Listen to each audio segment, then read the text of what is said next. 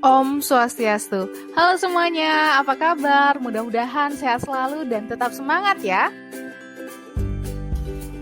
Nah adik-adik, sebelum kita mulai belajar, perkenalkan nama saya Nia Waranovianti. Ibu mengajar di SMA Negeri 1 Singaraja. Hari ini kita akan belajar materi ekonomi untuk siswa kelas 10. Penasaran materi apa itu? Jadi jangan kemana-mana, check it out! Oh iya, tidak lupa Ibu ingatkan sebelum kita mulai persiapkan alat dan buku tulis kalian untuk mencatat poin-poin penting pada video ini ya. Kini, perhatikan gambar pada layar kalian. Kira-kira apa ya perbedaan dari ketiga gambar tersebut? Ya, betul sekali. Gambar-gambar ini merupakan 3 kegiatan ekonomi tentang kegiatan bermotor. Ada kegiatan pasti ada pula pelakunya.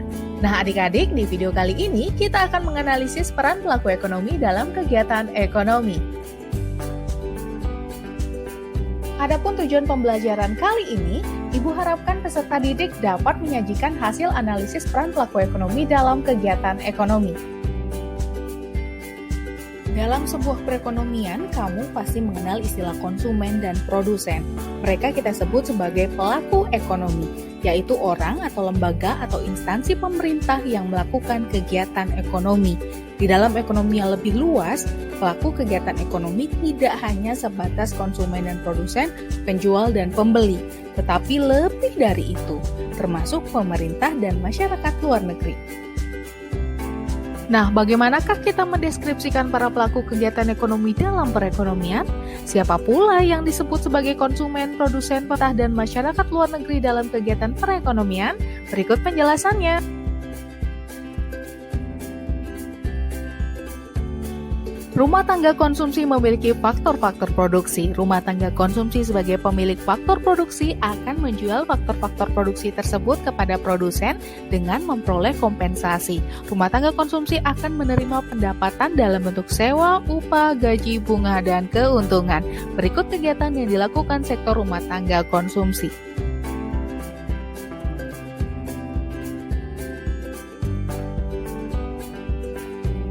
Nah adik-adik, berikut peran dari rumah tangga konsumsi.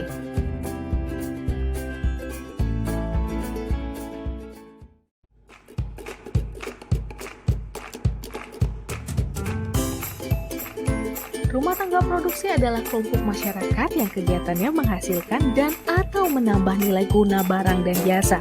Kelompok rumah tangga produksi berperan dengan melakukan kegiatan-kegiatan pokok sebagai berikut.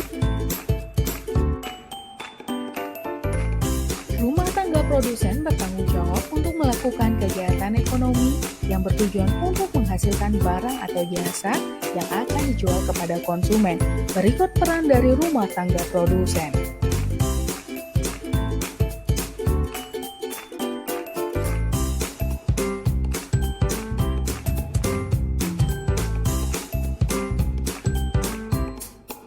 Dalam sistem demokrasi ekonomi di Indonesia, pemerintah memegang peranan penting dalam kegiatan ekonomi, yaitu menentukan kebijakan-kebijakan di bidang ekonomi.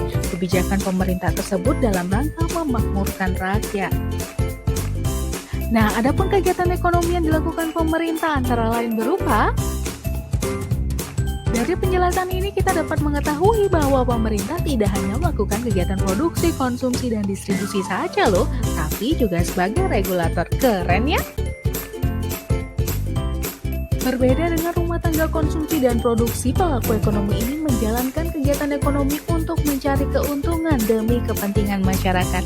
Intinya, ada motif sosial yang dilakukan dari kegiatan ekonomi yang dilakukan rumah tangga pemerintah.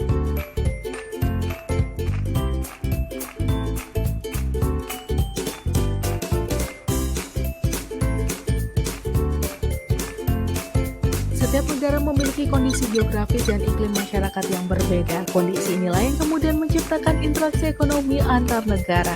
Berikut kegiatan ekonomi yang dilakukan oleh kelompok masyarakat luar negeri. Nah, adik-adik tentu sudah dapat menebak bukan jika rumah tangga masyarakat luar negeri menjadi salah satu pelaku ekonomi yang sangat penting. Berikut peran dari masyarakat luar negeri. Dalam sebuah kegiatan ekonomi tentunya terjadi interaksi antar pelaku ekonomi. Maka dari itu sekarang kita lanjut membahas mengenai hubungan antar pelaku ekonomi dalam bentuk circular flow diagram.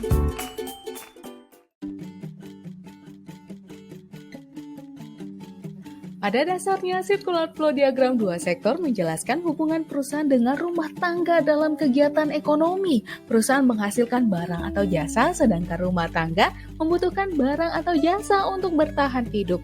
Kondisi ini mengharuskan kedua pelaku bertemu dalam pasar barang dan jasa. Sebaliknya, perusahaan juga membutuhkan faktor produksi yang dimiliki rumah tangga. Maka perusahaan dan rumah tangga bertemu dalam pasar faktor produksi.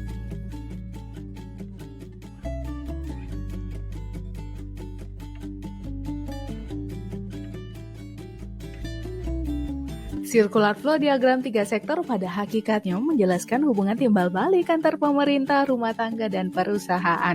Hubungan ini terjadi diantaranya pada pasar faktor produksi dan pasar barang dan jasa. Pemerintah mendapatkan penghasilan dari pajak dan menggunakannya untuk membeli barang dan jasa dari pasar faktor produksi, pasar barang, dan RTP. Barang dan jasa ini nantinya akan dipakai sebagai bentuk pelayanan kepada masyarakat.